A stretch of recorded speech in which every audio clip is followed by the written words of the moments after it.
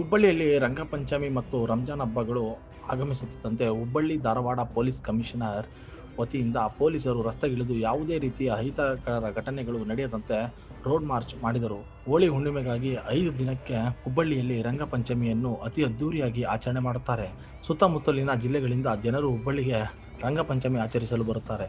ಆದ ಕಾರಣ ನಗರದಲ್ಲಿ ಯಾವುದೇ ರೀತಿಯ ಅಹಿತಕರ ಘಟನೆಗಳು ನಡೆಯದಂತೆ ಪೊಲೀಸ್ ಕಮಿಷನರ್ ಎನ್ ಶಶಿಕುಮಾರ್, ಡಿಸಿಪಿಗಳಾದ ರವೀಶ್ ಆರ್ ಮಾನಿಂಗ, ನಂದಗಾವಿ ಅವರ ನೇತೃತ್ವದಲ್ಲಿ ಪೊಲೀಸ್ ಸಿಬ್ಬಂದಿ ಚೆನ್ನಮ್ಮ ಸರ್ಕಲ್, ಕಮರಿಪೇಟ್, ರಾಯಣ್ಣ ಸರ್ಕಲ್, ದಾಜಿಬಾನಪೇಟೆ ಸೇರಿದಂತೆ ಹಲವಾರು ಪ್ರದೇಶಗಳಲ್ಲಿ ರೋಡ್ ಮಾರ್ಚ್ ಮಾಡಿದರು.